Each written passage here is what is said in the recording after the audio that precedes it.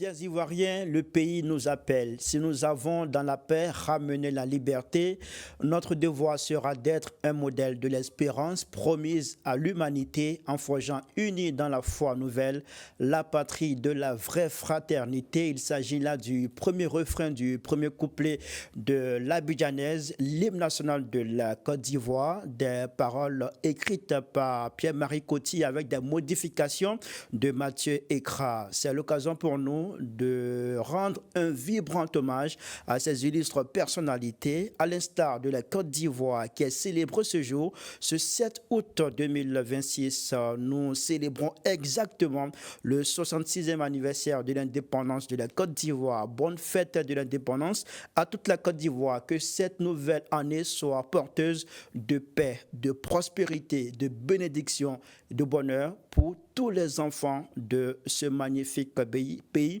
Bonsoir à toutes et à tous et bienvenue sur les antennes de l'Intelligent TV pour cette édition spéciale consacrée à la célébration du 66e anniversaire de l'indépendance de la Côte d'Ivoire.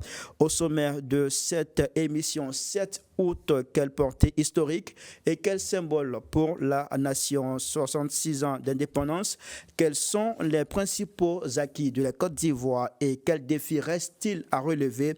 Prix national d'excellence 2026 à la veille de la fête nationale, le président de la République Alassane Ouattara a récompensé 80 lauréats et annoncé une réforme de cette distinction à compter de 2027. Quels enjeux derrière cette évolution? Pour en débattre, j'ai le plaisir de recevoir sur ce plateau aux couleurs de la Côte d'Ivoire, orange, blanc et vert, Chifol Idriss Ouattara, bonsoir. Bonsoir, Khalil. Bienvenue sur ce plateau. Vous êtes écrivain et PCA de l'AIPAC, qui est l'Alliance ivoirienne pour les actions coordonnées. Merci d'avoir répondu à notre invitation. C'est moi qui vous remercie. Et juste à votre droite sur ce plateau, nous avons la présence de Ludovic Guénan-Nyonkonsi. Bonsoir. Bonsoir, Khalil. Vous êtes leader d'opinion, vous êtes conseiller spécial de l'ENC, qui est l'élan national Côte d'Ivoire. Merci d'avoir aussi répondu à notre invitation. C'est moi qui vous remercie. Et messieurs, en face de vous deux, nous avons Lionel Tess. Bonsoir. Bonsoir, Khalil. Bienvenue sur ce plateau. Vous êtes conseiller en stratégie d'entreprise. Merci à tous les trois d'avoir répondu à l'invitation de l'Intelligent TV. Le 7 août 1960, la Côte d'Ivoire accédait officiellement à la souveraineté nationale. Ce jour historique reste gravé dans la mémoire collective, notamment à travers la proclamation de l'indépendance par le président Félix Houphouët-Boigny. Je vous propose de revivre cet instant historique. En vertu du droit inaliénable qu'a tout peuple de disposer de lui-même, je proclame solennellement, en ce jour béni du 7 août 1960, l'indépendance de la Côte d'Ivoire.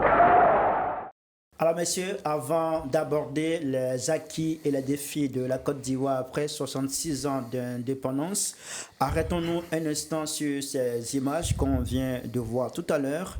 Aucun d'entre nous sur ce plateau n'a vécu certainement ce moment historique, mais chaque fois que vous revoyez ces images, que vous entendez cette proclamation de Félix Houphouët-Boigny, que ressentez-vous, que représente-t-elle encore aujourd'hui pour la nation ivoirienne? Chifol Idriss.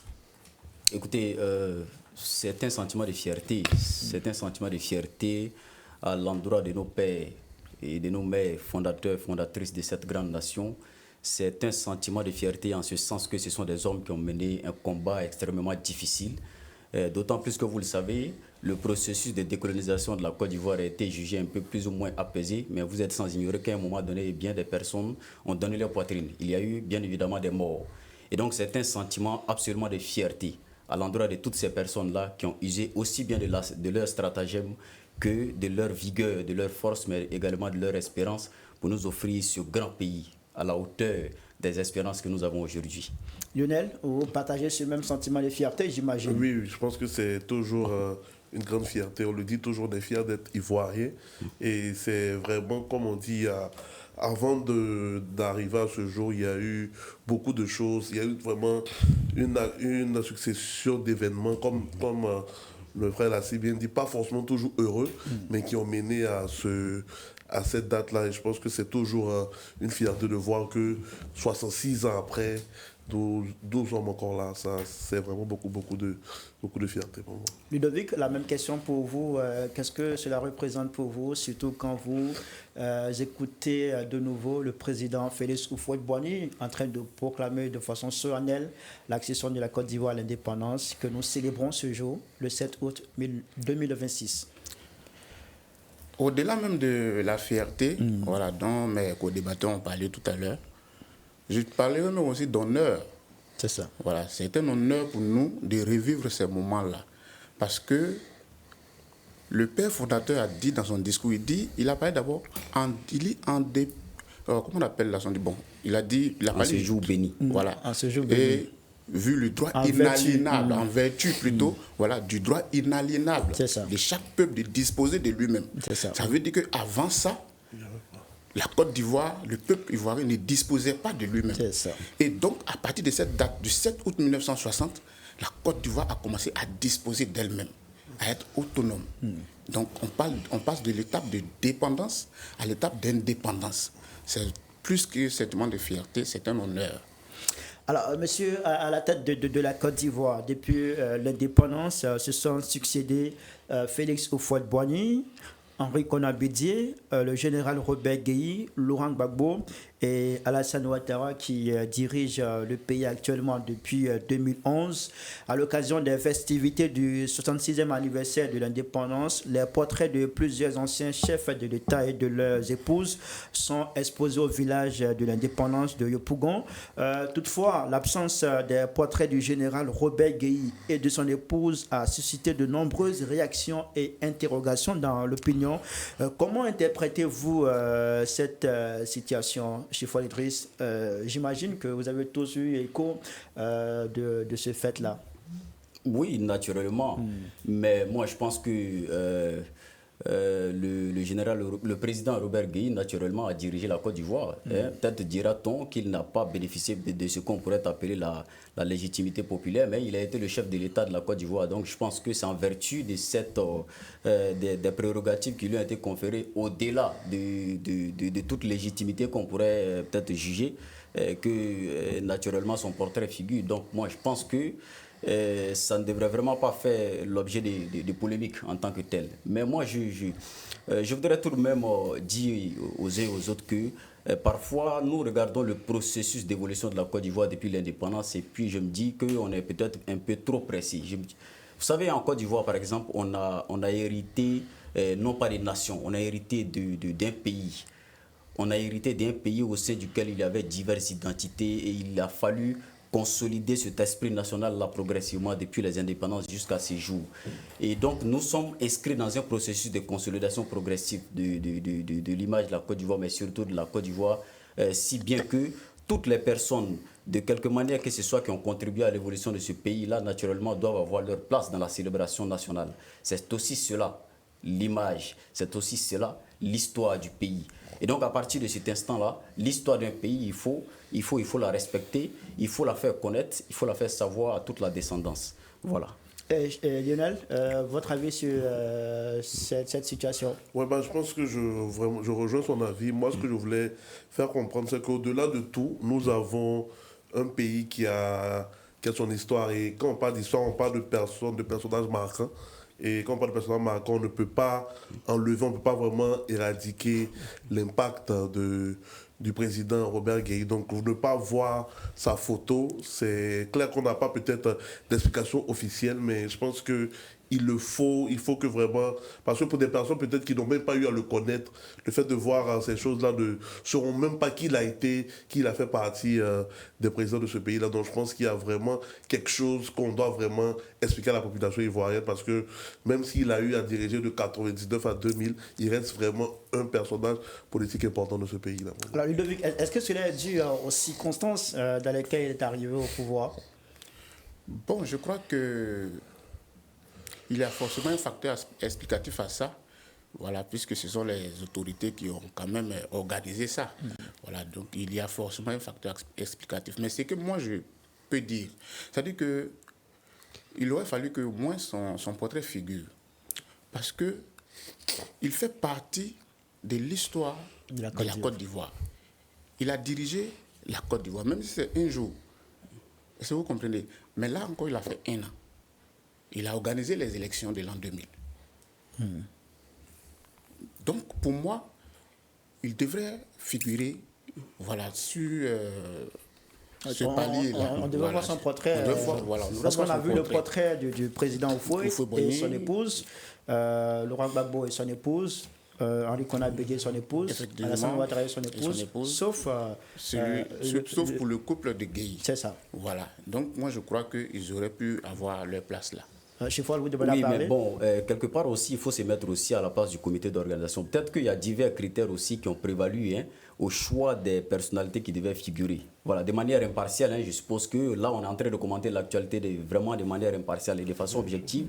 Je me mets à la place du comité d'organisation. Certes, certainement, on s'est fondé sur l'indice de la légitimité populaire.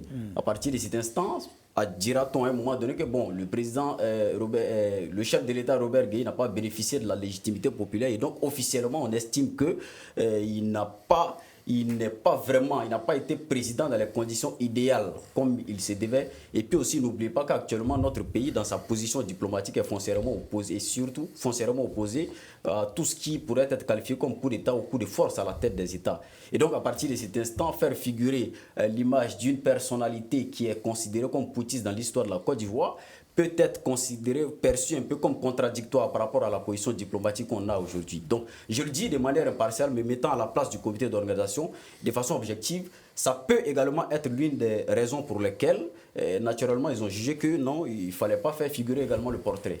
Je vois Lionel qui est en train de lever le petit doigt. Je voulais juste ajouter un point par rapport à ce qu'il est en train de dire. Moi, je pense que ça reste aussi un avis personnel, mais moi, ce que je voulais vraiment toucher, je pense que le plus important, on parle de l'histoire de notre pays. Et je pense que là, c'est vraiment les circonstances profondes. Mais moi, je me mets à la place peut-être d'un jeune, d'un enfant qui ne connaît pas peut-être l'histoire du pays. Lorsqu'il voit cette information, il ne saura jamais qu'on a eu un président qui s'appelle Robert Gueye. Peu importe comment il arrive au pouvoir, des choses qu'on ne cautionne pas bien sûr, mais il fallait au moins qu'il y ait une explication claire aux populations, parce que je pense que ça a été aussi peut-être aussi, bon, pas de marketing, mais un coup de ne pas informer, de positionner pour que chacun fasse sa propre déduction. Mais je pense qu'il aurait vraiment été très judicieux de pouvoir expliquer clairement pourquoi. Parce que moi, je pense peu importe les manières dont il n'est pas peut-être le seul à avoir accédé à un poste présidentiel de cette manière en Afrique, mais je pense qu'il fait partie de cette histoire, qu'elle soit bonne ou mauvaise. Vous parlez d'histoire. Est-ce que en excluant son portrait, est-ce que c'est une manière de nier une partie de l'histoire de la Côte d'Ivoire? Bien sûr. C'est perçu. Parce que là, quand on cite ceux qui ont dirigé la Côte d'Ivoire, on cite aussi Gueye Robert. C'est ça.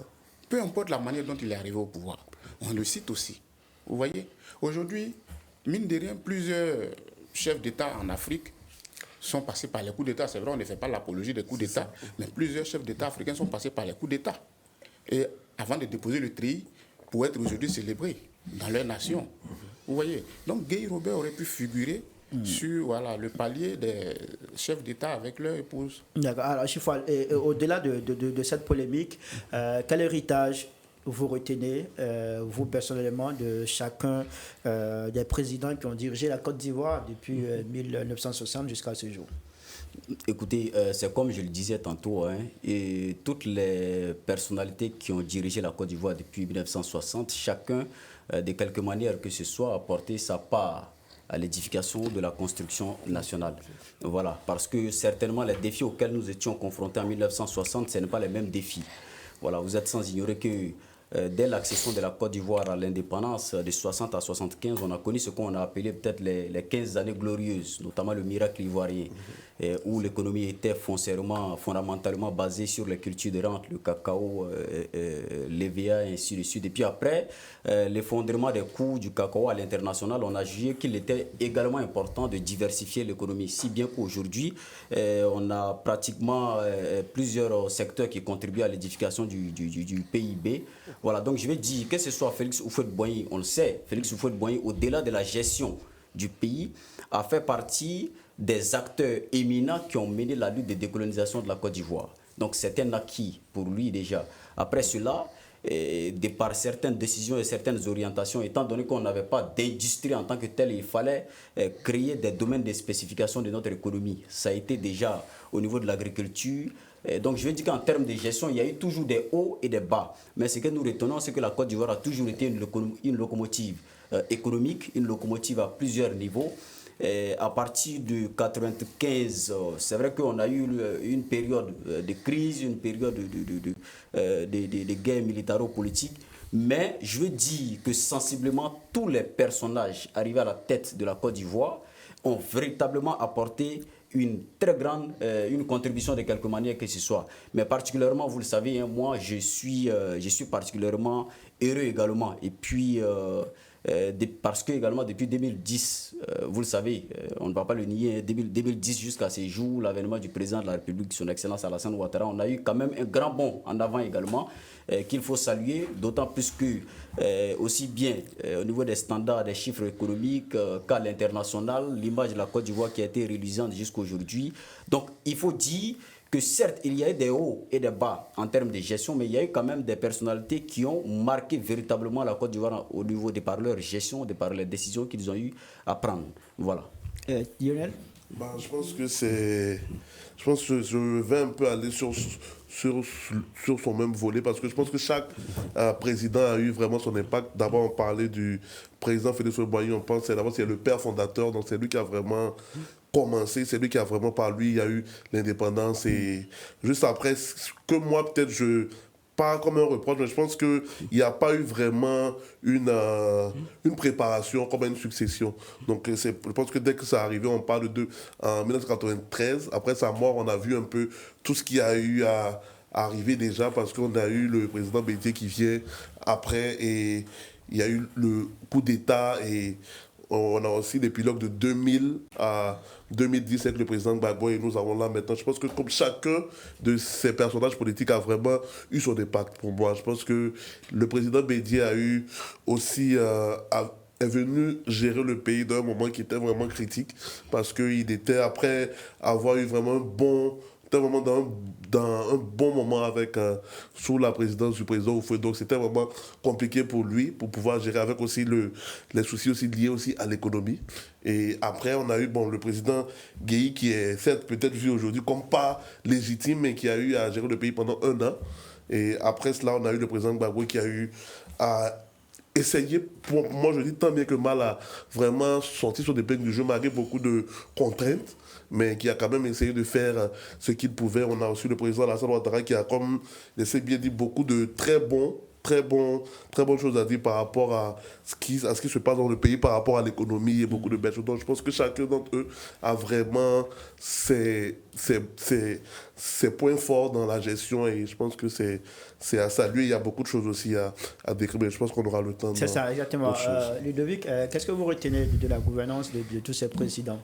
Merci Khalil pour cette aubaine-là que vous m'offrez. D'abord, vous parlez du président Félix Houphouët-Boigny. Voilà, c'est par lui que tout a commencé. C'est ça. Voilà, je peux dire que c'est lui qui a institutionnalisé même la fête de l'indépendance. Voilà, à partir de là, je crois que c'est déjà un héritage que nous sommes en train de gérer, voilà, à travers les autres chefs d'État qui ont succédé. Voilà, aujourd'hui, force est de constater que c'est vrai qu'après le coup d'État de 1999, il y a eu un bouleversement sécuritaire, voilà, qui s'est déporté jusqu'en 2002, crise militaro-politique et tout ça. Aujourd'hui, après 2010, nous sommes de 2011 jusqu'à ce jour, voilà, il y a un climat de paix qui règne. C'est aussi un héritage, voilà, de Alassane Ouattara, qui est là actuellement, qui gère le pays. Voilà, donc je crois que l'un mis dans l'autre, chaque chef d'État a apporté sa part, à contribuer à édifier l'édifice ivoirien. Voilà, donc c'est ce que je peux retenir. Alors, à l'occasion de ce 66e anniversaire de l'indépendance de la Côte d'Ivoire, plusieurs personnalités politiques ont adressé des messages aux Ivoiriens. Dans sa déclaration, le président du Front populaire ivoirien, le FPI, Pascal Affi N'Guessan, appelle notamment à la poursuite de la réconciliation nationale à travers la libération des personnes détenues dans des affaires liées à la vie politique, dans le respect des décisions de justice et des mécanismes légaux.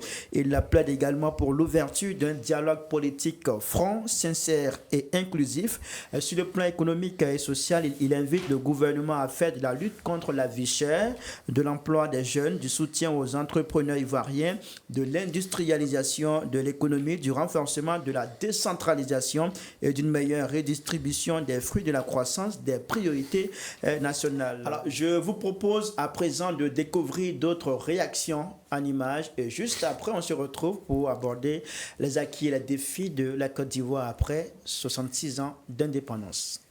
Mais le premier vœu que je formule, c'est un vœu de paix parce qu'il n'y a pas de développement possible sans la paix. La Côte d'Ivoire est un pays stable.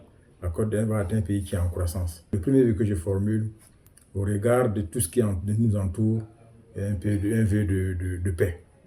Paix pour les Ivoiriens, paix à nos frontières, parce que comme je l'ai indiqué, il n'y a pas de développement possible, il n'y a pas de croissance possible sans la paix.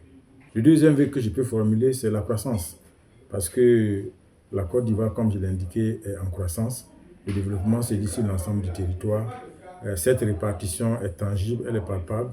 Donc je voudrais prier Dieu, l'Éternel Tout-Puissant, pour que notre président puisse avoir la santé, puisse avoir la sagesse nécessaire, comme Dieu l'a tout inspiré, pour qu'il puisse être inspiré pour conduire à bon port cette grande nation prospère, cette grande nation où, comme je l'ai indiqué, les agrégats macroéconomiques sont ouverts. Vraiment, c'est ce vœu-là que je formule. Je formule également le vœu que l'ensemble des citoyens, nous puissions cultiver la tolérance et la fraternité. La Côte d'Ivoire est une famille que, malgré nos divergences, ce qui nous unit est plus fort que ce qui nous divise. Nous, on devrait pouvoir nous mettre autour de l'essentiel. L'essentiel pour moi, c'est la nation. L'essentiel pour moi, c'est la Côte d'Ivoire et c'est autour d'elle que nous devons nous battre pour que nous puissions laisser, en tout cas aux générations futures, une grande nation, un grand pays. En ce qui concerne la région, je formule le vœu de la fraternité et du rassemblement. Que l'ensemble des cadres, chacun à son niveau, nous puissions nous mettre ensemble. Et c'est que c'est en synergie d'action. C'est la synergie, la complémentarité de nos actions, la complémentarité de nos intelligences qui vont contribuer au développement vrai de notre développement, de notre région. Août 2026. Voilà exactement 66 ans que la Côte d'Ivoire a accédé à l'indépendance. Alors, quel est le bilan enregistré par la Côte d'Ivoire? Un progrès au niveau des infrastructures. Également, nous pouvons ajouter le progrès économique. Aussi, nous avons parlé d'une accalmie, une paix relative. Et la sécurité également sont des points sur lesquels nous pouvons dire que nous avons fait des progrès. À côté de ceci, il y a aussi des défis à relever. Le défi de l'emploi des jeunes, le défi de l'accès aux soins et la qualité de l'éducation. Voilà les points sur lesquels la Côte d'Ivoire a mené à travailler et qu'est-ce que nous pouvons souhaiter pour les prochaines années. Pour les prochaines années, il faudrait, en dépit du rayonnement diplomatique en Côte d'Ivoire, il faut renforcer l'image de la Côte d'Ivoire eu égard à tout ce qui se passe au niveau politique à l'intérieur. Il faut également industrialiser, il faut renforcer l'industrialisation de la Côte d'Ivoire. Il faut également mécaniser l'agriculture. Et puis, il faut que l'accès aux santé de qualité soit de mise. Voilà les vœux que nous pouvons formuler pour la Côte d'Ivoire indépendante. Je vous remercie. Bonjour, chers compatriotes, bonjour chers Ivoiriens, bonjour chères Ivoiriennes. Et ce matin, à l'occasion de la 66e anniversaire de l'indépendance de notre pays, la Côte d'Ivoire, je voudrais vous adresser des vœux de paix et de santé surtout et d'espérance. Oui, d'espérance parce que nous devons toujours espérer à notre pays, espérer à la Côte d'Ivoire. Oui, depuis l'indépendance, nous avons franchi plusieurs épreuves, plusieurs étapes. Nous avons vécu les miracles ivoiriens, nous avons vécu les crises dans les années 80-90 et également nous avons vécu la crise politico-militaire de 2010 et de 2002 à 2010. Aujourd'hui, la Côte d'Ivoire est plus que jamais debout. Nous devons croire à la Côte d'Ivoire, nous devons espérer à notre nation. Ensemble, nous devons cultiver les valeurs de paix, les valeurs d'unité. Nous devons travailler à la consolidation de l'unité nationale et surtout à travailler à mettre en place un état de droit. C'est en sens que j'appelle tous les fils de la Côte d'Ivoire à se donner la main pour espérer, pour travailler pour l'avenir de la Côte d'Ivoire. Il n'est pas tard, la Côte d'Ivoire est debout, quelque chose est en train de se passer.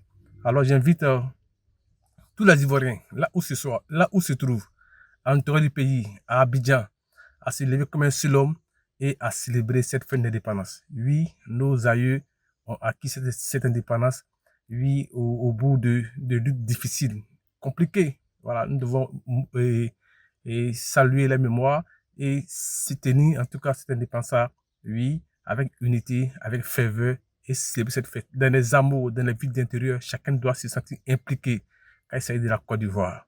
Vraiment, bonne fête d'indépendance à tous et à toutes et que le Seigneur bénisse la Côte d'Ivoire. Je vous remercie. Le 7 août est bien plus qu'une date commémorative. Il constitue un moment privilégié de réflexion sur le chemin parcouru par la Côte d'Ivoire depuis son accession à l'indépendance en 1960. En 66 ans, le pays a connu des transformations à divers niveaux, mais il reste également confronté à de nombreux défis. Chifol, 66 ans après l'indépendance, selon vous, quels sont les plus grands acquis du pays depuis 1960? Écoutez, aujourd'hui, il faut être fier de la Côte d'Ivoire. Vous savez, la signature de la Côte d'Ivoire aujourd'hui dans le monde est un credo de garantie. Il faut être fier de ce fait-là. D'ailleurs, nous faisons partie des rares qui arrivons à lever des fonds à l'international, au niveau sur le marché financier international. Donc, je vais dire que de 1960 à 2026, il y a eu énormément d'acquis. Je vous le disais tantôt, au niveau de l'économie, lorsque nous accédions à l'indépendance, vous êtes sans ignorer que nous avions une économie de rente. Après, aujourd'hui, on a une économie véritablement diversifiée, avec un apport significatif aussi bien du secteur secondaire que du secteur tertiaire. Aujourd'hui, la part de ces différents secteurs-là vont de plus en plus croissante. Les défis démographiques, bon, on ne va pas parler des défis, les défis c'est un peu plus après. C'est ça. La démographie naturellement a changé. Ça veut dire qu'il y a eu beaucoup plus de restructuration à ce niveau-là. Au niveau sécuritaire, vous êtes sans ignorer également qu'aujourd'hui la Côte d'Ivoire a acquis une réputation au niveau sécuritaire, d'autant plus qu'au niveau mondial, nous occupons la 108e place selon le dernier classement de Global Fire. Je pense qu'on occupe la 108e place au niveau africain, la 20e place au niveau sous-régional, je pense la 3e place. Donc c'est pour dire que les chiffres au niveau de la Côte d'Ivoire sont effectivement réduisants. Si bien qu'aujourd'hui la Côte d'Ivoire, qu'on le veuille ou pas, à tous les niveaux, véritablement occupe une place de choix, une place privilégiée dans le monde. Il y a eu beaucoup d'acquis en termes d'infrastructures également. Le réseau routier a significativement évolué. Ce ne sont pas les mêmes acquis que nous avions il y a quelques années de cela, que ce soit au niveau des infrastructures éducatives, sportives, éducatives. Donc il y a eu véritablement des acquis. Mais comme vous le disiez tantôt, naturellement, on est engagé dans un processus de perfectionnement continu, d'évolution. Aussi bien, certes, il y a eu des acquis, mais également des défis. Voilà. D'accord, on aura l'occasion d'évoquer les défis, le temps de permettre à Lionel de l'écouter aussi sur les acquis de la Côte d'Ivoire depuis son accession à l'indépendance en 1960. Chifol parlait tout à l'heure des acquis d'un point de vue économique. Est-ce que sur le plan économique, la croissance enregistrée ces dernières années profite réellement à l'ensemble des Ivoiriens? Je pense qu'en termes de croissance, bon, comme il a dit, vraiment, il y a des... Par rapport aux résultats, mais termes de profiter réellement, je ne pense pas. Je ne pense pas parce que certainement, parce que lorsque on essaie de faire un plan de l'adéquation de cette économie croissante sur peut-être le revenu de l'Ivoirien, il y a vraiment une inadéquation. Donc c'est-à-dire, en réalité, même dans les textes, nous sommes même la première économie de l'UEMOA, tout ça, ce sont vraiment des très bonnes statistiques, mais ça ne se ressent pas dans la vie quotidienne de l'Ivoirien en fait. Donc qu'est-ce qui peut expliquer ça selon vous? Bon, je pense que peut-être il y a différents facteurs qui peuvent expliquer ça. Je pense que c'est aussi un facteur aussi peut-être de gouvernance. De gouvernance par rapport à comment ces informations-là sont gérées au niveau de l'État et comment aussi ces projets, parce que tout ça, c'est aussi des termes de projets, des projets qui doivent être aussi mis peut-être pour la jeunesse, pour des personnes pour qu'ils puissent bénéficier, mais ces projets n'ont pas encore eu le jour. Donc je pense que c'est peut-être pour ça qu'il y a quand même pour moi cette inadéquation en fait. Sinon, je peut aussi parler des infrastructures, des ponts, des choses que nous voyons réellement. Mais comme on dit, en dépit de cela, il y a aussi beaucoup de défis. Quand on parle d'infrastructures, est-ce qu'elles traduisent réellement un véritable développement ou est-ce qu'elles restent encore insuffisantes au regard des attentes des populations? Donc moi, je pense qu'il y a toujours des zones d'amélioration, mais comparément quand même, on voit quand même qu'il y a quand même une amélioration sur ce point-là. Mais moi, je suis aussi du fait que quand même, il y a une politique qui est un peu trop centralisée sur la métropole qui est Abidjan, les grandes villes. Donc il faut aussi qu'il y ait peut-être cette même envergure-là aussi sur toutes les autres villes d'intérêt qui sont souvent pour moi un peu délaissées par rapport à tout ce qui est infrastructure, même dans le domaine de la santé et tout ça. Donc je pense que ça, c'est dans les défis, on pourra peut-être mieux toucher ça. Ludovic, ces acquis qui ont été évoqués, est-ce qu'ils sont véritablement adaptés? Est-ce qu'ils collent réellement aux attentes des populations? Bon, en effet, vous voyez, le développement infrastructurel, quand on analyse de plus près, il y a une évolution. Effectivement, il y a une évolution. Quand on voit les routes, on voit les ponts, on voit tout ce qui a été fait, il faut reconnaître, c'est très bon. Voilà, parce qu'il ne faut pas critiquer pour critiquer. Vous comprenez? Il ne faut pas critiquer pour critiquer. Quand c'est bon, il faut reconnaître que c'est bon. Voilà. Mais, à ce qui touche aux revenus du citoyen lambda, du citoyen ivoirien, c'est là où ça pose le problème. C'est vrai, la croissance est évoquée à être à 2 chiffres. Selon les chiffres, les bilans officiels qu'on annonce. Mais le quotidien, le vécu de l'Ivoirien est contraire à ce qui est annoncé. Et c'est là aussi où je pense qu'il faut voir de plus près. Est-ce que les chiffres annoncés sont réels? C'est une question que je me pose. Est-ce que les chiffres annoncés sont réels? S'ils sont réels, alors il faut une adaptation à sorte que l'Ivoirien, sinon les citoyens lambda, puissent aussi bénéficier des retombées de ces chiffres-là. Vous voyez? Voilà. Sinon, sur le côté infrastructure, côté développement, sport et tout ça, il y a eu un bond en avant et ça, c'est à saluer. Alors, si on vous comprend, si certains estiment que la croissance ne profite pas réellement aux populations, il y a lieu de s'interroger sur la crédibilité des chiffres qui sont avancés. En effet, c'est ce que je suis en train de dire. D'accord, Chiffol veut réagir. Oui, en fait, Khalid, vous savez, tout développement est assis sur des fondamentaux infrastructurels. On ne développe pas un pays quand il n'y a pas de route. Quand des populations vous disent que nous sommes des agriculteurs, mais nous, dans d'autres zones, on n'arrive pas à faire sortir notre production. Naturellement, la première chose qu'il faut faire pour répondre systématiquement à cette question-là, c'est de faire en sorte de désenclaver ces zones-là. Quand des populations vous disent que chez nous, on n'arrive pas à se soigner, l'hôpital le plus proche est situé à 15 km ou 20 km, si bien que lorsqu'on a des malades, le temps d'arriver à l'hôpital, eh bien, ils passent des vies à trépas. La première réponse que vous apportez, c'est de faire en sorte de construire des infrastructures sanitaires auprès de ces populations-là. Lorsque des populations vous disent qu'ici, il n'y a pas d'activité économique parce qu'il n'y a pas d'électricité. Aujourd'hui, vous savez qu'en Côte d'Ivoire, la nouvelle politique, c'est qu'au-delà, je pense, de 1000 âmes dans un village ou dans un lieu, qu'on ait de l'électricité. Toutes ces infrastructures-là, en réalité, visent à faire en sorte de faciliter le quotidien de la population. Et donc, je voudrais que chaque fois qu'on dise, oui, ces chiffres-là ne reflètent pas le quotidien des Ivoiriens, il faudrait qu'on se souvienne qu'il n'y a aucun développement sans fondamentaux infrastructurels. les infrastructures commencent, précèdent le développement. Après, il y a la question de la redistribution des richesses. Vous allez remarquer que depuis un certain nombre d'années, le gouvernement ivoirien est en train de mettre progressivement l'accent sur la notion de la redistribution de la richesse. Si bien que l'administration financière se déploie à l'intérieur du pays, on fait en sorte d'initier diverses activités qui vont faire en sorte que les populations puissent ressentir cette croissance économique-là dans le plus près possible. Et donc, je voudrais que chaque fois, on se souvienne que le développement est un processus. On commence d'un point A vers un point B. Acceptons de subir le sacrifice de la construction des infrastructures. Acceptons de passer ces étapes-là, les unes après les autres, pour atteindre un jour, pourquoi pas, naturellement, cet objectif-là que nous espérons. Lionel?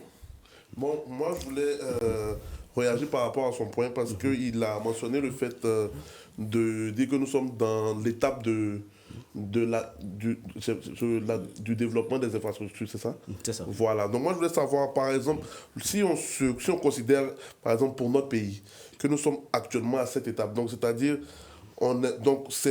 cela explique que nous aurons besoin peut-être, selon vous, de combien d'années encore pour pouvoir peut-être aller à une prochaine étape, et qu'est-ce que nous allons faire peut-être par rapport à la population qui est toujours en train de se plaindre par rapport au fait de ne pas avoir même ce qui est vraiment basique pour elle pour vivre en fait. Parce que au-delà de, par exemple, parlant de l'agriculture comme ça par exemple, c'est une des raisons pour lesquelles aussi les routes ont été faites pour que ça soit plus facile pour eux de pouvoir aussi vendre. Mais je parle du sens, par exemple, c'est combien de temps on va devoir peut-être s'accaparer sur ce volet-là et aller à la prochaine étape en fait. Écoutez, sur cette question, les théories économiques, les économiques vont bon train.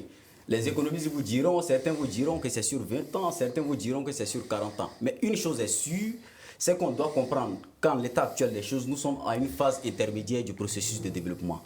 Et c'est d'ailleurs l'occasion de relancer la réflexion pour dire que nous autres jeunes ou populations qui faisons partie de ces organisations de la société civile-là, sommes également invités à la réflexion. C'est très important de le signifier. Nous qui aujourd'hui pensons que nous sommes des leaders d'opinion, sommes invités à la réflexion. On a l'obligation de proposer également au gouvernement, dire que en l'état actuel des choses, nous qui travaillons avec la population dans leur proximité, pensons qu'il y a des nécessités qui se situent dans tel domaine ou tel autre domaine. Quand on est au pouvoir, on n'a pas la science infuse et on n'a pas la capacité de voir tout. Donc, ça vous dit que c'est une phase intermédiaire. Ça peut prendre 20 ans, ça peut prendre 40 ans. Mais il faudrait que nous acceptons de comprendre que c'est un processus. Là, vous pensez que le plus tôt serait le mieux? Le plus tôt serait le mieux. Vous pensez qu'il faut du temps aussi, comme il a dit? Non, même s'il faut du temps, je pense qu'à partir du moment où on annonce les chiffres, il doit y avoir des mesures d'accompagnement. Il doit y avoir des mesures d'accompagnement parce qu'on ne peut pas venir dire que bon voilà le taux de développement voilà a atteint tel seuil pendant que en bas on nous demande encore de serrer la ceinture parce que bon voilà on est en train de faire des sacrifices pour évoluer pour attendre encore des années. Vous voyez, c'est un peu en déphasage avec la réalité. D'accord. Alors, monsieur, où situez-vous les plus grands défis de la Côte d'Ivoire aujourd'hui, Lionel? Ok, pour parler de défis, moi, j'aimerais parler d'abord d'un sujet qui me touche vraiment. C'est d'abord l'employabilité. L'employabilité d'abord de la jeunesse, parce que même en termes de chiffres, on est quand même à 70% de la population ivoirienne qui est à moins de 35 ans, donc qui est quand même une jeunesse. Et il y a vraiment un manque d'emploi, un manque d'opportunités pour ces jeunes-là. Et on est sans doute à savoir que le secteur informel est le secteur qui est le plus valorisé ces derniers temps, parce que pour des jeunes qui sont souvent diplômés, n'ont pas vraiment accès aux opportunités, ou peut-être il y a plus de diplômés que d'opportunités. Je pense que c'est un sujet qui touche beaucoup. Et moi, étant même encore de la diaspora, on avait reçu un communiqué qui nous encourageait à rentrer.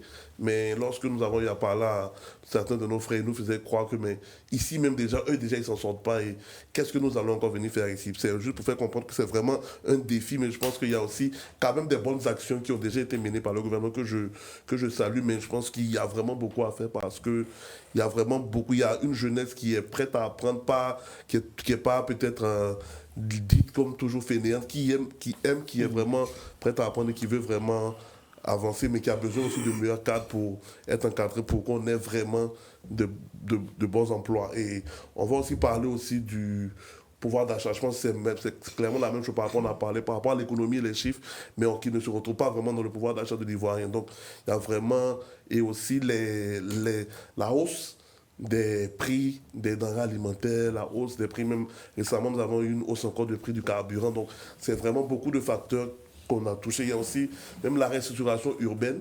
On a eu un cas récemment de déguerpissement dans des endroits. Il n'y a pas eu vraiment de politique claire par rapport à ça. Donc, il y a vraiment tellement de choses, même aussi au niveau de la santé. Moi, je pense qu'au niveau de la santé, tout ce qui est centre de santé, on a vraiment plus une concentration de beaucoup d'accès dans les grandes villes à Abidjan, mais à l'intérieur, il y a vraiment un manque d'appui, il y a même un manque aussi de technologique dans ces centres de santé-là. Bon, j'aimerais juste pour citer seulement que ça, mais il y a aussi même la sécurité. La sécurité, bon, on parle souvent des enfants en conflit contre la loi. Je pense qu'on a quand même vu les nouvelles récemment de ce qui va se passer. Moi, je pense qu'il y a vraiment beaucoup de manières d'encadrer ces choses-là pour ne pas qu'on arrive à ce qui arrive dans notre pays. Donc il y a tellement de sujets, mais je pense que je vais laisser la chance aux autres aussi de pouvoir toucher. D'accord, Chiffon, nous sommes à 66 ans. Dans 4 ans, on sera à 70 ans pour la Côte d'Ivoire. À l'horizon des 70 ans de la Côte d'Ivoire, selon vous, quelles devraient être les priorités nationales? Écoutez, 66 ans, c'est l'âge de la sagesse. Voilà, donc on suppose qu'actuellement la Côte d'Ivoire est assez sage pour prendre les bonnes décisions. Mais moi, je situe les principaux défis à 3 niveaux. Hein. Voilà, moi, je vois déjà un défi au niveau de l'économie, un défi au niveau écologique, mais surtout sécuritaire. Au niveau de l'économie, il y a un grand défi aujourd'hui que nous devons relever, c'est le défi de l'économie informelle. Vous savez, l'économie ivoirienne actuellement est majoritairement informelle. On estime sa contribution entre 30 et 40% du PIB et il y a près de 80% de l'activité économique qui est concentrée sur la ville d'Abidjan. Je pense que le gouvernement est en train de répondre progressivement à cela en faisant en sorte de déconcentrer l'activité industrielle un peu à l'intérieur du pays, en créant des zones industrielles également, des ports secs, le port sec de Ferki et ainsi de suite. Donc on voit qu'il y a une réponse progressive qui est en train d'être donnée par rapport à ces défis-là. Il y a également le défi écologique. Vous savez, nous accédions à l'indépendance avec un couvercle forestier estimé à plus de 16 millions d'hectares. Aujourd'hui, on est à peu près moins de 3 millions d'hectares.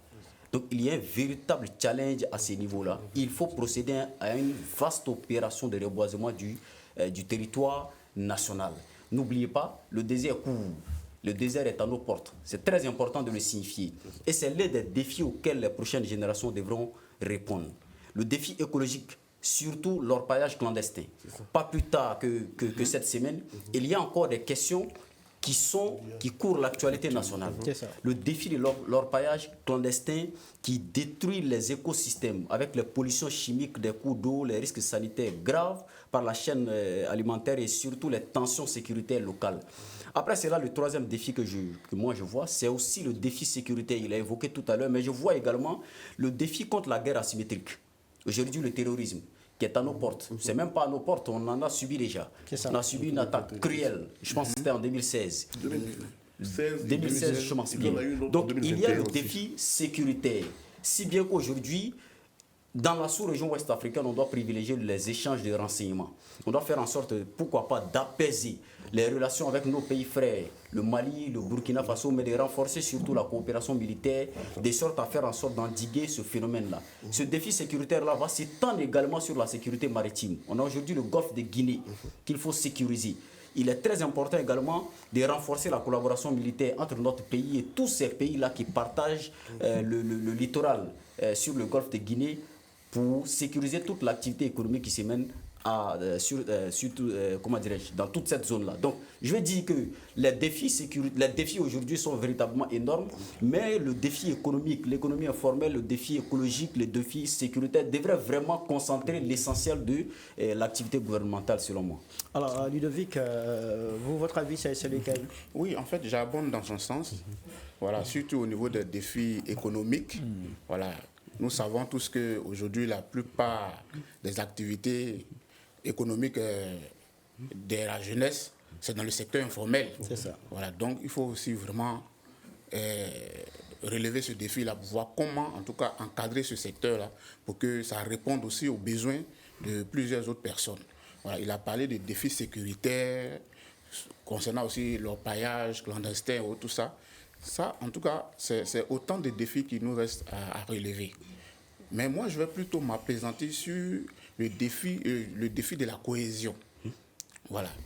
Parce que c'est vrai, la sécurité... La cohésion sociale. La cohésion sociale. Absolument. Vous pensez qu'elle n'est pas suffisamment consolidée pour garantir une stabilité à notre pays? Vous voyez, on est là pour se dire la vérité. C'est ça, dites-nous la vérité. Voilà, on est là pour se dire la vérité. Il ne faut pas qu'on se voile la face.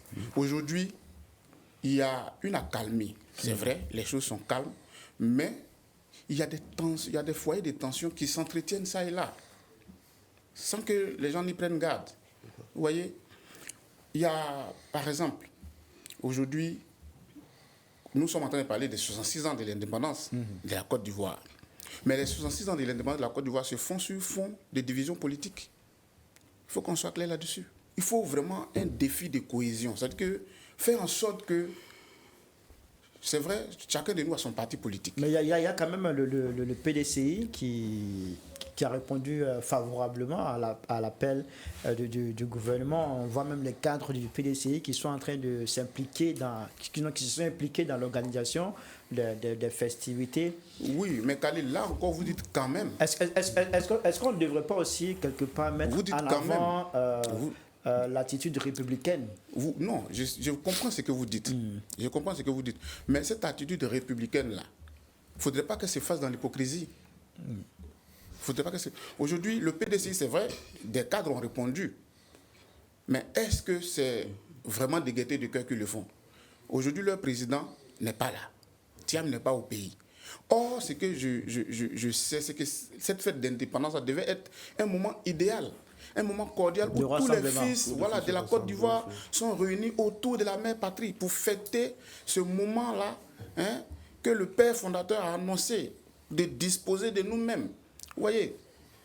Donc là encore, c'est des défis qu'il faut relever. C'est des défis qu'il faut relever. Et puis, je veux aussi déjà faire un clin d'œil au CNDH qui est en train de faire son effort. Le Conseil national des droits de l'homme. Des droits de l'homme, voilà. Qui fait son effort en multipliant les rencontres avec les OSC, les organisations de la société civile, pour voir dans quelle mesure apporter leur contribution, soit au niveau des élections, au niveau local et tout ça. Même pas plus tard que la dernière fois, on a eu une rencontre à Yamoussoukro. Bon, il y a tellement de facteurs vraiment qui restent encore à relever comme défi, surtout au niveau social. D'accord, surtout au niveau social. Pendant que vous étiez en train d'évoquer cet aspect, je vois Chivol qui ne semble pas trop partager votre avis. Non, je partage le point de vue, mais vous savez, moi je voudrais vous dire, la politique, c'est la symbolique par excellence de l'hypocrisie. C'est l'hypocrisie pour le bien-être. Vous savez, je vais vous dire, le 7 août 1960, lorsque le président Félix Houphouët-Boigny proclamait l'indépendance de la Côte d'Ivoire, on l'a vu tout à l'heure dans la salle, ce n'est pas toutes les personnes qui étaient assises dans la salle-là qui s'entendaient. Je vais vous dire, le processus de décolonisation de la Côte d'Ivoire s'est fait sur fond d'inimitié entre les acteurs même qui luttaient pour la décolonisation de la Côte d'Ivoire, sur fond de division. Mais quand il s'est agi de proclamer l'indépendance de la Côte d'Ivoire, tout le monde s'est retrouvé dans l'enceinte pour dire que dorénavant, nous appartenons tous à un seul pays. Je pense que chaque fois qu'il est question de parler du bien-être de l'unité nationale, il faut que tous les acteurs politiques mettent table rase les divisions politiques, les divisions internes, pour consolider leurs efforts et leurs forces nationales dans la consolidation de l'unité nationale. Je suis bien heureux de la main tendue du gouvernement, d'autant plus que tous les acteurs politiques ont été invités. Je sais qu'il y a eu une invitation adressée à l'ex-président de la République, il y a eu une invitation adressée au PDCRD, à tous les acteurs politiques. C'est ça, comme cela se fait d'habitude d'ailleurs. Je voudrais recommander naturellement, exhorter les hommes politiques, toutes les personnes, les personnalités politiques qui ont cette possibilité-là, participer à cette fête nationale. Vous savez, lorsque le président Laurent Gbagbo est revenu de l'Aïe, qu'il a rendu visite au président de la République, Alassane Ouattara, on sait ce jour-là que certainement, il y avait des divisions entre eux, naturellement. Mais le simple fait d'aller rendre visite au président de la République a contribué tellement à apaiser les cœurs. Si vous entendiez les discours dans les maisons, Si vous entendiez les discours des chœurs, les chœurs ont chanté à l'unisson le développement de la Côte d'Ivoire, l'unité de la Côte d'Ivoire. Alors si on comprend, quand on parle de la Côte d'Ivoire, pour faire la paix, il faut des actes forts. Il faut laisser à côté tout ce qui est préalable. Pour faire la paix, M. Khalil, il faut des actes forts. D'accord. D'accord. Il y a Lionel qui veut moi, je voulais juste rebondir sur ce point-là. Je pense que c'est un peu... Je pense que vous rejoignez en fait dans le sens de la cohésion sociale et le fait que, bon, pour vous, la politique, c'est un peu le jeu de l'hypocrisie pour le bien-être. Mais moi, je voulais aller un peu plus en profondeur par rapport à cette cohésion sociale dont on prône vraiment là. Je pense qu'on est actuellement dans une phase très critique de notre pays. Et je pense que même lorsque Khalil en parlait, il y a dans le discours du président du FPI qui avait demandé la libération des prisonniers. C'est ça, des voilà. détenus. Donc je pense qu'au-delà, ça va aussi faire partie des actes forts qui doivent aussi faire partie de cette cohésion sociale. Parce qu'on ne peut pas prôner, venir normalement, il n'y a pas peut-être d'animosité s'il y a vraiment des personnes qui sont encore en prison pour des causes politiques. En fait, je pense que ça aussi, ça doit être vu aussi par le gouvernement et peut-être pour que vraiment nous soyons peut-être heureux de tout camp parce qu'il y a des familles qui vont peut-être vivre cette fête nationale pas dans de bonnes conditions. Pour chaque pas, il faut des gestes. C'est ça. Oui, il n'y a pas d'autres, il faut des gestes, c'est vrai, mais... Autant on attend de l'opposition de participer à la fête, il faut aussi que le gouvernement aussi... Ils ont des actes je pense qu'il faut... Voilà, parce que c'est ça, tout ça qui fait la cohésion sociale. C'est ça, en fait. Voilà. Sinon, moi, je ne pense pas que l'opposition ne veuille pas participer à cette fête-là. Non. L'opposition veut bien participer, mais vu le contexte dans lequel les choses se déroulent, vous voyez, ça laisse un peu perplexe ceux qui veulent venir. Regarde, par exemple, il y a un journal, RHDP News, un journal du RHDP, où le PCO même, il fait une déclaration à la une des PCO de l'organisation de la fête de l'indépendance. C'est-à-dire le député Adama Bitogo qui fait une déclaration qui dit que le 7 août, les Ivoiriens sont debout pour rendre hommage à Alassane Ouattara. Vous voyez, là, du coup, on se demande... C'est un problème pour vous? Oui, c'est un problème. Mais il est celui qui incarne l'exécutif. Parce que ça, c'est quand même le président de la République qui fait partie des symboles de l'État. Mais ça ressemble plus à une célébration d'un parti politique. D'accord. Parce que nous savons tous qu'aujourd'hui, le président Alassane Ouattara, c'est vrai qu'il est le chef de l'État, mais il est aussi le président du RHDP. Voilà. Donc, quand on dit qu'on va lui rendre hommage, vous voyez, quelque part, nous, on voit un certain bicéphalisme. Ou bien on rend hommage au chef de l'État, ou bien c'est au président du RHDP on rend hommage. Mais si c'est pour rendre hommage au président du RHDP, bon, la rue Le Pic est là. Écoutez, M. Khalil, moi, je crois en la grandeur du président de la République. D'accord, monsieur, dans un instant, on parle de la 13e édition du prix d'excellence.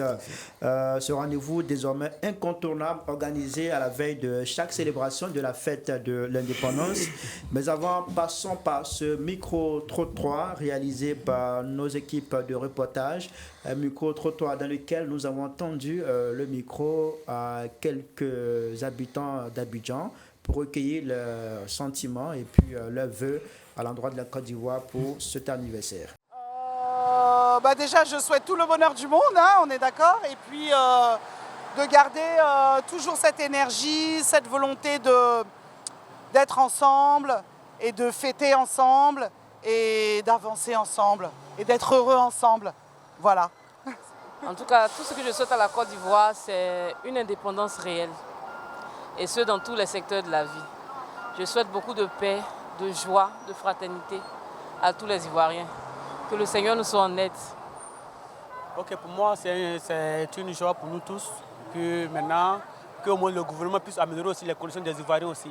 Plus on avance, plus aussi les gens qui vivent dans la Côte d'Ivoire doivent être à l'aise. Car actuellement, bien sûr, il y a beaucoup de gens qui sont au chômage et on dit que le taux a baissé. Or, ce n'est pas le cas que nous constatons. Mais néanmoins, si on peut encourager les gens, bien sûr qu'en fait, l'indépendance, c'est joli à voir, tout construit, mais néanmoins, on ne doit pas penser à la jeunesse. C'est important, c'est tout ce que je peux dire. Ah non, la Côte d'Ivoire n'est pas encore indépendante. Pour moi. Mais quand on est indépendant, c'est qu'il n'y a pas quelqu'un qui nous dirige, n'est-ce pas? Mais si tous les Blancs nous dirigent toujours encore, c'est qu'on n'est pas indépendant. On fait l'indépendance comme ça, sinon on n'est pas indépendant. Moi, à mon avis, on souffre trop. Comment dire ça? Les Ivoiriens souffrent trop. Voilà. Que l'État n'a qu'à trouver une solution pour nous. Parce que le carburant est cher, la nourriture est chère, tout est cher sur le marché. On ne peut pas s'en sortir. Nous, les pauvres, en tout cas, nous, les pauvres, hein, c'est les riches qui s'en sortent, nous, les pauvres, on ne s'en sort pas. Hein. Beaucoup de bonheur, la paix, la joie, que les Ivoiriens restent tels qu'ils sont en fait. Voilà, c'est ce que je peux dire.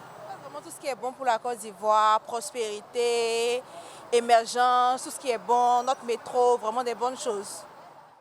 Nous sommes de retour sur ce plateau. Si vous venez de nous prendre en cours de diffusion, vous suivez l'édition spéciale consacrée au 66e anniversaire de l'indépendance de la Côte d'Ivoire. Nos invités sont toujours présents sur ce plateau. Il s'agit de Lionel Tess, Ishifoul Idriss Ouattara et Ludovic Nyon-Conseil. Messieurs, merci à tous les trois d'être toujours avec nous pour parler de l'indépendance de la Côte d'Ivoire. Nous allons à présent évoquer la 13e édition du Prix national d'excellence qui s'est tenue le lundi 3 août 2026 au Palais de la Présidence de la République à Abidjan Plateau.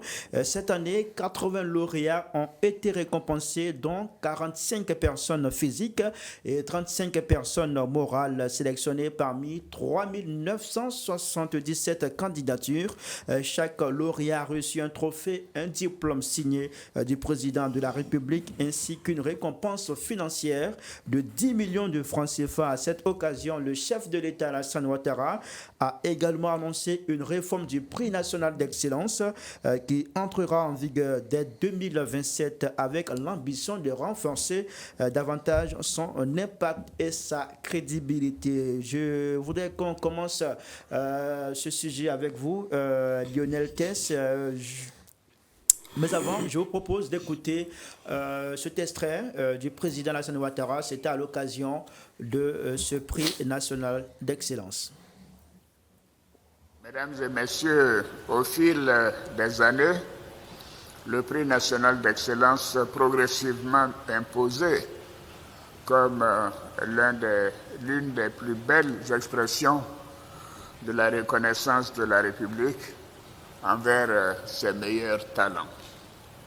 Nous poursuivrons nos efforts pour continuer de promouvoir l'excellence et de réussir la construction d'une société de travail. Comme je le dis toujours, le travail ne fait que du bien. Chers récipiendaires, les distinctions que vous recevez aujourd'hui vous confèrent une responsabilité particulière. Je vous félicite et je vous exhorte à poursuivre vos efforts en portant avec responsabilité l'exigence d'exemplarité que ce prix vous confère. Ces distinctions nous rappellent que l'excellence est une ambition accessible à tous ceux qui cultivent l'effort, la persévérance et la rigueur. En effet, le travail bien fait, même lorsqu'il est accompli dans la discrétion, finit toujours par être reconnu.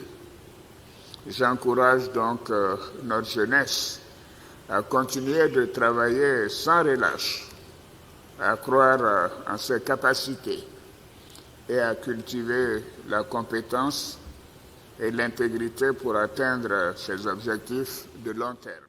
Parmi les lauréats de cette année figure Kwaku Guy Stéphane Dongo, prix national d'excellence du meilleur élève au BEPC 2026 avec 328,98 sur 360 points. Élève au lycée moderne de Tanda que l'Intelligente TV a bien sûr interrogé à l'occasion d'une mission de couverture à Bondoukou. C'était le 12 juillet 2026.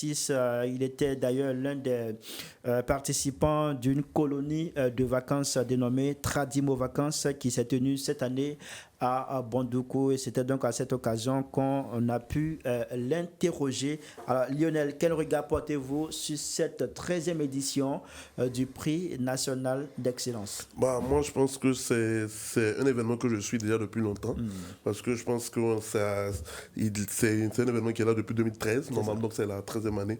Donc je pense que l'événement a été vraiment bien. J'ai vraiment beaucoup apprécié l'édition de cette année. Et je pense qu'il y a quand même eu assez de nouvelles, de nouvelles récompenses, donc de nouveaux prix qui ont été donnés. Donc, en somme, c'est vraiment, pour moi, ça a été vraiment bien. Mais je pense en termes de regard critique, peut-être on aura peut-être pour une autre étape. Mais sinon, en somme, c'était vraiment bien parce que j'ai aussi apprécié le prix de certaines personnes qui, pour moi, qui devaient vraiment depuis longtemps avoir ce prix-là, qui l'ont eu, par occurrence peut-être la jeune Inabel, qui a eu le prix de l'engagement civique et service citoyen, qui fait vraiment un très très gros travail. Je pense que c'est vraiment bien de aussi mettre à la lumière ces personnes-là qui essayent vraiment de donner aussi de leur temps et de leur énergie pour vraiment aider d'autres personnes. Vous parlez de regard critique, allez-y. Ouais, en termes de regard critique, je pense que en termes de... Pour moi, ce prix-là n'a pas vraiment une grande couverture nationale. Pourquoi je le dis? Parce que je pense que même pour toutes les personnes qui ont pu candidater, normalement, de ce que je sais, la procédure de candidature devait se faire normalement en présentiel et déposer tous les documents devaient être déposés soit dépendamment du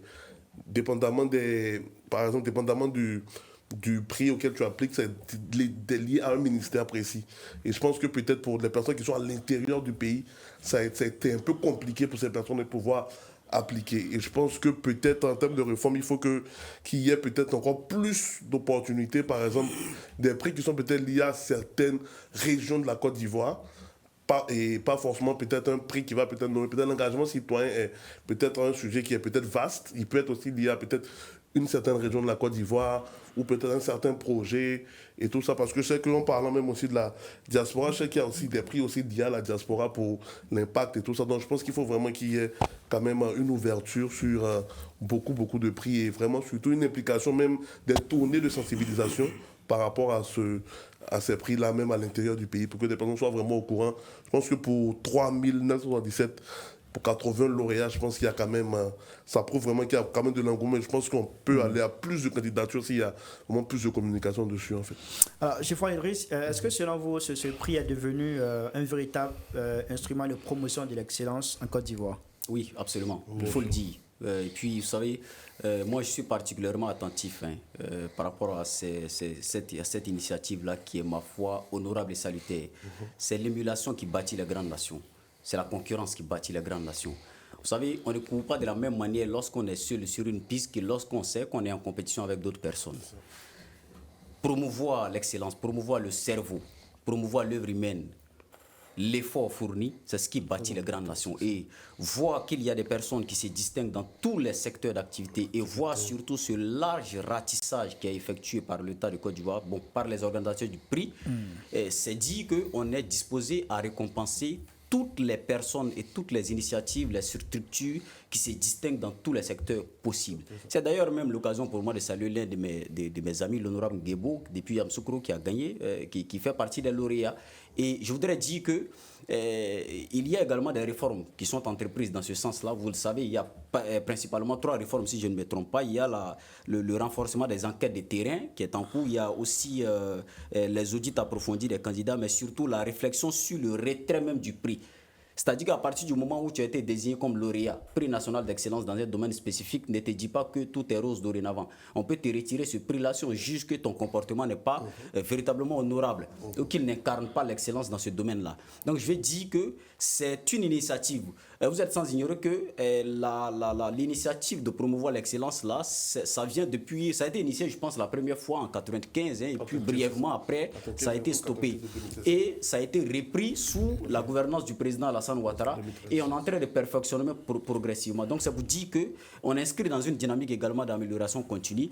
Et pourquoi pas? Ce que vous avez dit tout à l'heure, ça fait partie des revendications, mais ça fait partie également des perspectives et des apports qu'on pourra apporter à ce truc-là. Mais je voudrais dire qu'on doit être fiers. on doit féliciter toutes les personnes qui ont été honorées et c'est disposer à promouvoir véritablement le cerveau et les initiatives, parce que c'est ce qui bâtit les grandes nations. Alors, Ludovic, le président a annoncé une réforme de ce prix à partir de 2027. Quelle amélioration souhaiteriez-vous voir apporter à ce prix, vous personnellement? D'abord, je pense que l'initiative est à saluer. C'est ça. Voilà. L'initiative du PNU est à saluer parce que ça vise la promotion de l'excellence, effectivement. Voilà. Et ça va donner de l'engouement à chaque citoyen de vouloir mieux s'investir dans son domaine d'activité pour pouvoir aussi peut-être un jour être promu à ce prix-là.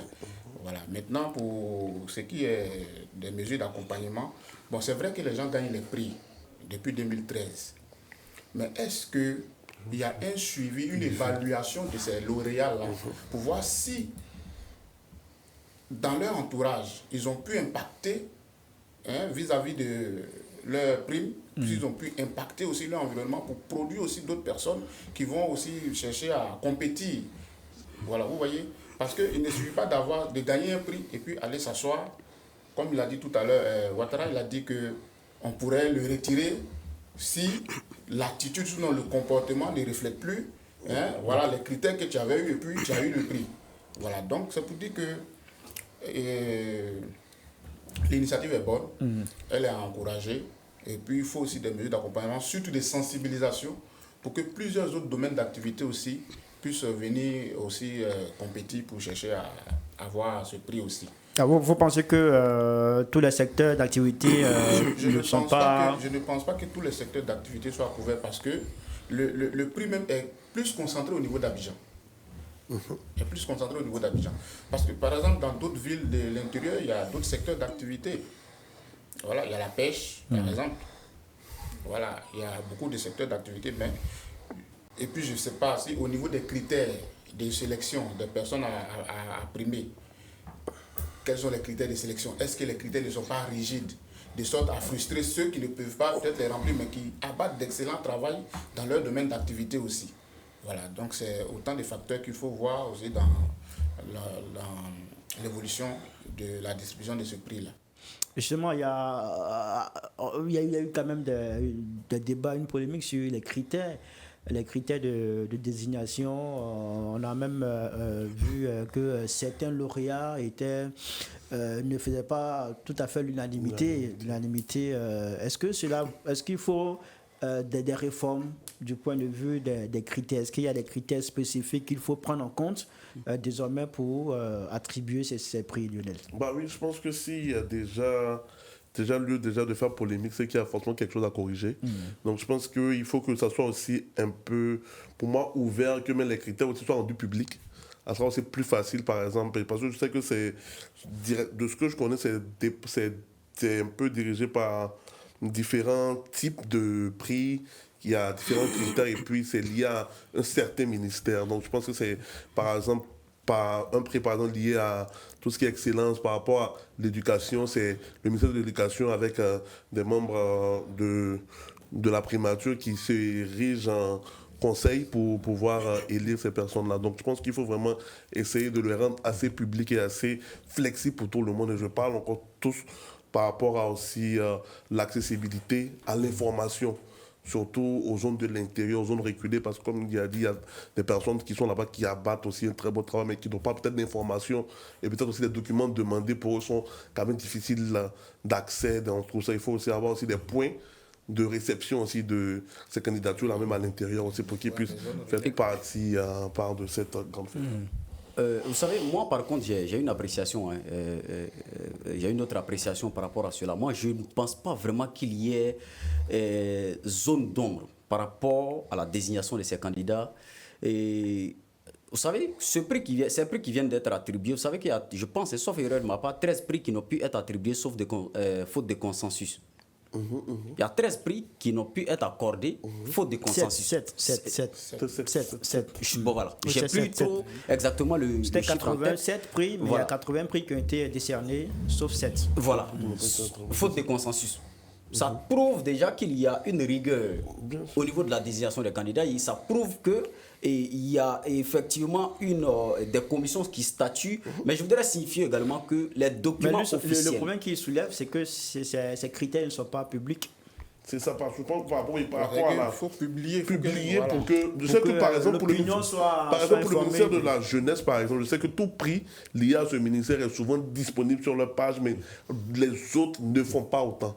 Donc, par exemple, je sais par rapport à tout ce qui est lié aux affaires étrangères, diaspora, eux, ils essaient quand même de passer, mais pour les autres, il n'y a pas vraiment d'information. Donc, c'est pour ça que souvent, il faut quand même je pense qu'il faut avoir des séances d'information, parce que je pense que ça s'ouvre normalement environ de mars, avril. Il faut vraiment informer, donner vraiment toutes les informations et les détails. Sinon, moi, je ne nie pas la rigueur du processus. Si, absolument. Mais par rapport à l'information. Moi, par contre, ce que je fais généralement, je sais qu'il y a le catalogue officiel des lauréats qui est disponible chaque fois. Et dans ce catalogue-là, vous avez comment on appelle, des articles disponibles sur le parcours de tous les lauréats. Vous avez également une introduction, une explication de ce que c'est que le prix national d'excellence. Donc je pense que c'est l'un des documents également qui peut fournir assez d'informations. Mais je pense que, comme il l'a dit, peut-être il n'y a pas assez de communication par rapport aux différents critères, aux indices qui permettent de désigner. Mais je pense aussi que ça fait partie des critères. Et vous allez remarquer que dans les réformes, le gouvernement a décidé de privilégier dorénavant, je pense, les enquêtes sur le terrain. Ça prouve qu'il y a cette volonté-là d'amélioration continue. C'est comme je vous l'ai dit tantôt, ce n'est pas encore parfait. Et c'est effectivement les critiques des uns et des autres qui vont permettre de parfaire plus ou moins la chose. Mais surtout faire en sorte de faire parvenir la bonne information aux gens. C'est important aussi. Voilà. Et quand on lance les activités, les événements pareils, il faut promouvoir auprès de la population, faire en sorte que les gens puissent avoir les documents officiels aussi. Parce que je ne pense pas aussi qu'on désigne les lauréats du prix national d'excellence dans une chambre noire. Franchement, on n'est plus à cette étape-là. Voilà. Monsieur, est-ce que vous avez postulé? Non, moi non. Particulièrement non, je n'ai pas postulé. Mais ça, quand vous levez le matin, vous pensez à ça généralement? Oui, je pense à ça. D'accord. En tout cas, vous souhaitez bonne chance. Et puis, peut-être l'année prochaine. L'année prochaine, peut-être, pourquoi pas, les années à venir, on aura l'occasion de vous voir aussi au Palais de la République. Pourquoi pas. En train de recevoir un trophée avec un chèque de 10 millions. Pourquoi pas en train de donner un trophée. Alors, monsieur, on va s'arrêter là pour cette émission. On va faire un dernier tour de table pour prendre votre dernier mot chacun et puis en même temps vous donner l'occasion d'adresser vos vœux à la Côte d'Ivoire à l'occasion de ce 66e anniversaire. Ludovic. Merci Khalil. Déjà je peux souhaiter bonne fête d'indépendance à nous qui sommes ici déjà d'abord. C'est ça. Voilà, et puis à l'ensemble de tous les Ivoiriens, particulièrement au chef de l'État, au président Gbagbo Laurent, qui est à l'extérieur. Je salue vraiment la dévotion de chaque citoyen ivoirien vraiment à aller vers la paix. Et puis aussi, je fais une doléance en même temps. Voilà, en tant que citoyen ivoirien, voilà, mon regard se tourne vers le chef de l'État pour demander sa clémence vis-à-vis de ses compatriotes qui sont malheureusement encore en détention. Voilà, je peux citer entre autres Damana Pikas, Kone Boubacar, voilà, pour ne citer que cela, mais il y a plusieurs personnes, bon, c'est lié à la politique, donc je crois qu'il est le père de la nation aussi, il peut penser, sinon, par rapport à cette indépendance-là, pour que ces enfants puissent avoir libre aussi cours à cette fête. D'accord. Lionel?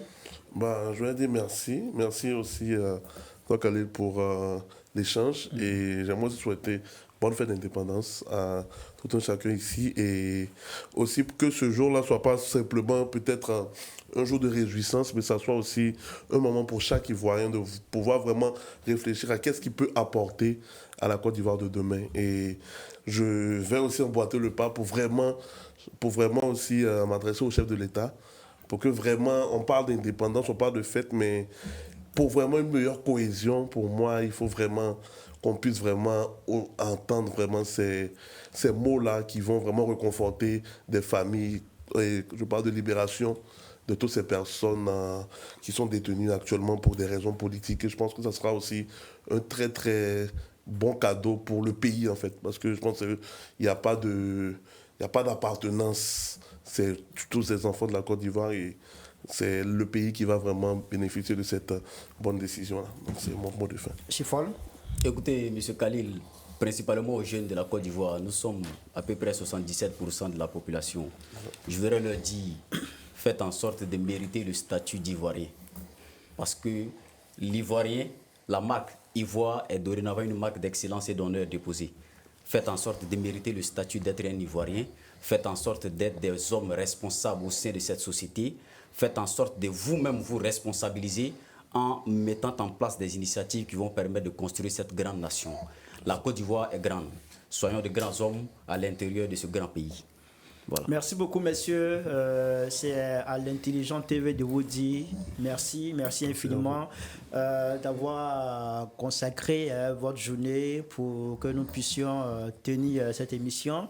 À l'occasion de ce 66e anniversaire de l'indépendance de la Côte d'Ivoire, je souhaite à chacun de vous sur ce plateau une excellente fête nationale, que ce jour soit le début de plein de gloire, de bénédiction, de joie, de bonheur pour chacun de vous, pour vos différentes familles.